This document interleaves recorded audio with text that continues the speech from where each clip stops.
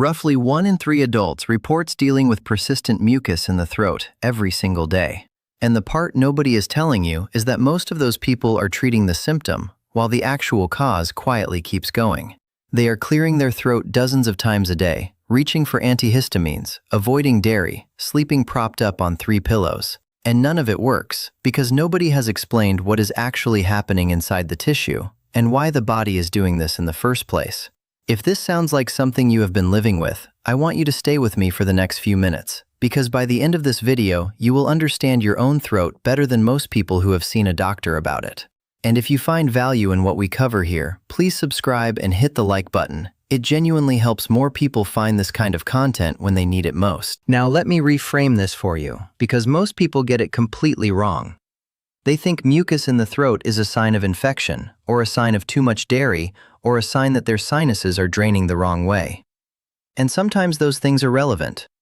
But the far more common reality, the one that explains why you clear your throat at your desk, at dinner, in the middle of a conversation, every single morning, is something called laryngopharyngeal reflux, which simply means acid and stomach contents are silently creeping up into the back of your throat without you ever feeling the burning that most people associate with reflux. Think of it this way.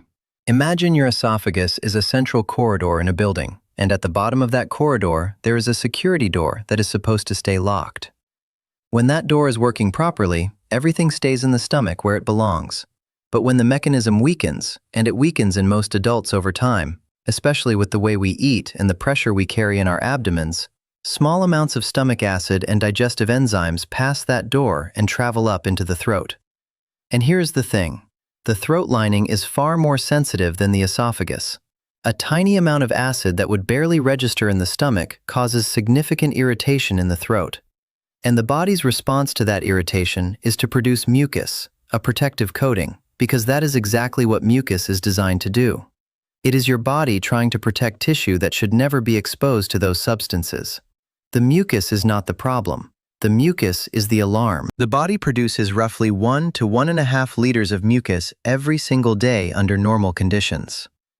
Most of it moves silently through your system, coating and protecting your airways as it goes. But when tissue becomes irritated, whether from silent reflux, from post-nasal drip driven by allergic inflammation, from chronic dehydration, or from a combination of all three, mucus production increases, thickens, and pools in the back of the throat. The cilia, tiny hair-like structures that normally sweep mucus along at a rate of roughly 1 centimeter per minute, become less efficient when the tissue around them is inflamed. And so the mucus sits. And you feel it, and you clear your throat. And the clearing itself causes more irritation. And more mucus follows. This is a cycle, not a single event. And understanding that cycle is the only way to break it. Here is something that clinics rarely say out loud, but which changes everything when you hear it. The most common cause of chronic throat mucus has nothing to do with your throat. The first thing driving persistent throat mucus is silent acid reflux, and silent is the critical word here. Most people hear acid reflux and picture heartburn, that burning sensation in the chest. But in laryngopharyngeal reflux, roughly 60 to 70% of people never feel heartburn at all. What they feel instead is a constant sensation of something sitting at the back of the throat, a need to clear their throat repeatedly, a voice that sounds rough or hoarse in the morning, and sometimes a mild feeling of something being stuck.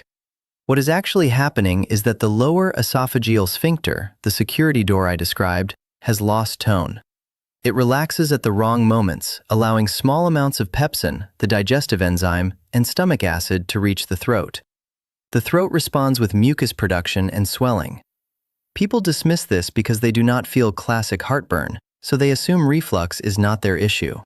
But the throat does not lie. If you are clearing your throat multiple times a day, if it is worse after eating, worse when you lie down, worse after coffee or alcohol or a large meal, silent reflux is near the top of the list. The second driver is post-nasal drip from chronic nasal inflammation, and this one gets misread constantly.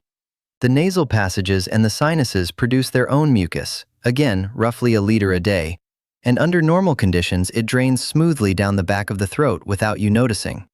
But when the nasal lining becomes chronically inflamed, from allergies, from air pollution, from dry indoor air, from a low-grade sensitivity to food proteins, Mucus production increases and thickens, and instead of draining smoothly, it accumulates and triggers that same sensation of something in the throat.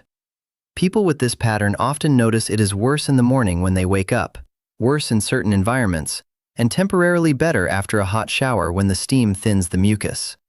The critical mistake people make here is treating it with antihistamines alone. First-generation antihistamines dry the mucus without treating the inflammation underneath, and dried, thickened mucus is actually harder to clear and more irritating to the tissue than the original problem. The third driver is chronic dehydration, and it is the most overlooked of all. Mucus is mostly water, roughly 95% water and 5% glycoproteins. When you are consistently not drinking enough fluid, the glycoprotein concentration increases, the mucus thickens, and the cilia in your throat and airways cannot move it effectively.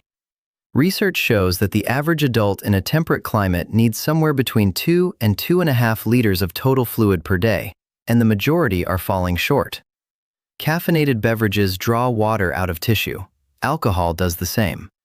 And the people most likely to notice thick, persistent throat mucus are frequently the same people who drink 2 or 3 large coffees a day, minimal plain water, and wonder why clearing their throat has become a reflex. Dehydration does not cause the inflammation, but it makes every other driver significantly worse by reducing the body's ability to manage and clear whatever mucus is being produced. The fourth driver is something that deserves its own section because it is so widely misunderstood: dairy. The dairy and mucus connection is one of the most persistent myths in health culture, and the truth is more nuanced than either side of the argument usually admits. Research, and there is decent research on this, does not show that dairy increases mucus production in healthy individuals. What dairy does do in a subset of people is cause the mucus that is already present to feel thicker and more coating in the throat. This is likely a combination of a mild protein-mediated response and the simple physical texture of milk and cream temporarily increasing perceived thickness. So the myth that dairy causes mucus is wrong. But the experience of dairy making existing mucus more noticeable is real. The distinction matters because eliminating dairy completely rarely solves the problem. It may reduce the sensation temporarily, while the underlying driver continues unchecked. Let me tell you about Amara, a 53-year-old teacher who came to me after 2 years of constant throat clearing. She had seen an ENT specialist who scoped her throat, found mild inflammation, and told her to avoid dairy and take a daily antihistamine. She did both faithfully for 4 months. Nothing changed. When I sat with her, I did not start with tests. I asked her about her day, specifically what her eating pattern looked like and when the throat clearing was worst. She told me it was always worse in the first 2 hours after lunch, and that she ate lunch quickly at her desk, often lying back in her chair to rest for 10 minutes after. She also told me she drank roughly 6 cups of tea a day and perhaps 1 glass of water.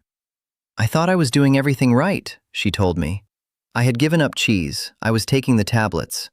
I just assumed my body was broken in some way. What Amara had was a combination of silent laryngopharyngeal reflux, triggered by eating quickly, lying back post-meal, and the acidity of 6 daily teas and significant dehydration. Her antihistamine was doing nothing for reflux, and the dairy elimination had addressed a symptom modifier, but not the cause. We made 3 changes. She started eating lunch upright and remaining upright for at least 40 minutes afterward. She reduced to 2 teas per day and replaced the others with warm water and 1 cup of chamomile, and she began sleeping with the head of her bed elevated by 15 centimeters using a wedge pillow rather than stacking regular pillows, which actually increases abdominal pressure. Within 6 weeks, her throat clearing had reduced by roughly 80%. Within 3 months, she described it as almost entirely resolved. She said the most striking thing was how simple the solution turned out to be once someone asked the right questions, rather than ordering the same tests and prescribing the same tablets. Amara's case is not unusual, it is typical. And the system does not profit from people like Amara getting better in 6 weeks through positioning changes and hydration. It profits when she buys antihistamines, pays for specialist appointments, and eliminates food groups indefinitely.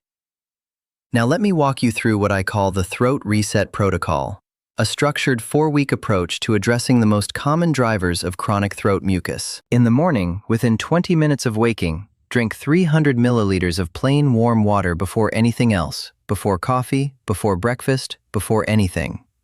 The throat tissue has been in contact with any overnight reflux for 6 to 8 hours while you slept. Warm water dilutes residual acid and begins rehydrating the mucous membranes. Do not clear your throat forcefully when you wake. Instead, swallow firmly twice and let the water do the clearing. Forced throat clearing vibrates the vocal cords against inflamed tissue and increases irritation. This is a habit, and like all habits, it takes approximately 3 weeks to break. If you experience significant morning mucus, elevate the head of your bed by 15 centimeters using a foam wedge, not by piling pillows, which bends the body at the waist and actually increases abdominal pressure. This positional change alone reduces nocturnal reflux events by roughly 40%, according to sleep positioning research. Through the day, your total fluid target is 2 liters of plain water, consumed steadily rather than in large amounts at once.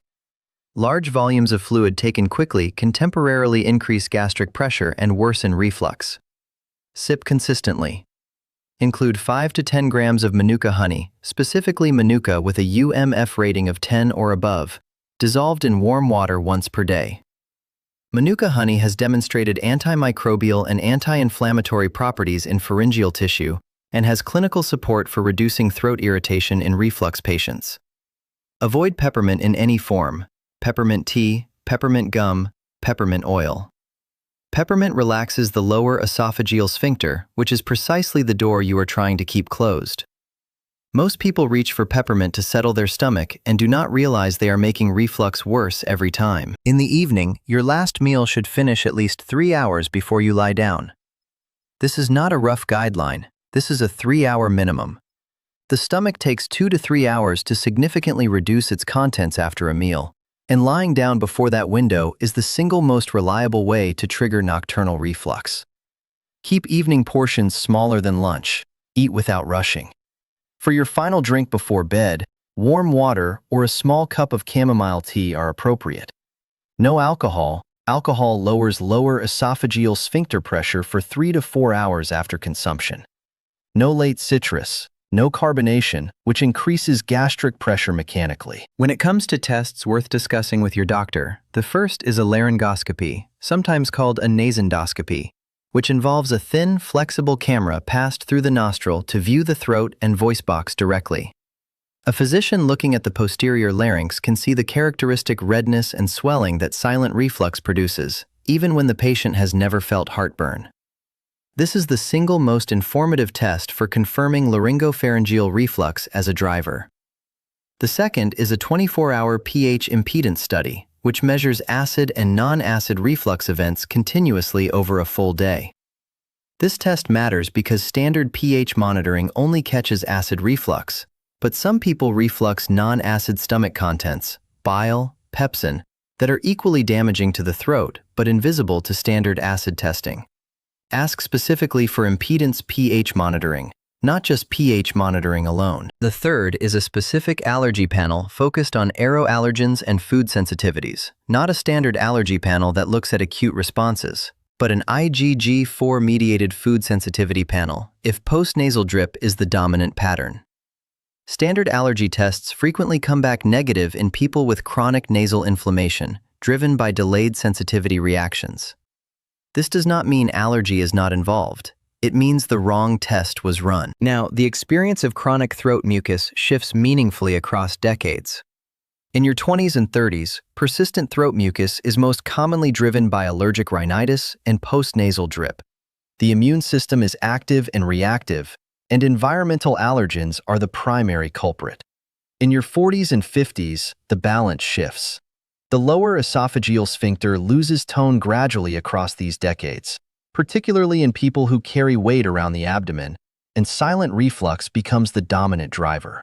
By the 60s and beyond, reduced saliva production, a consequence of certain medications and of the natural aging of salivary glands, means the throat has less of its own natural acid buffering mechanism, making any reflux more damaging to tissue.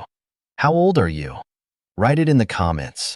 I want to know which age group this content hits closest to home, so I can focus future videos on exactly where you are right now. Before I close, I need to be clear about when throat mucus is not something to manage at home. If you notice blood in your mucus or when you clear your throat, this requires same-day medical evaluation. It may be nothing serious, but it may not be, and the only appropriate response is to be seen.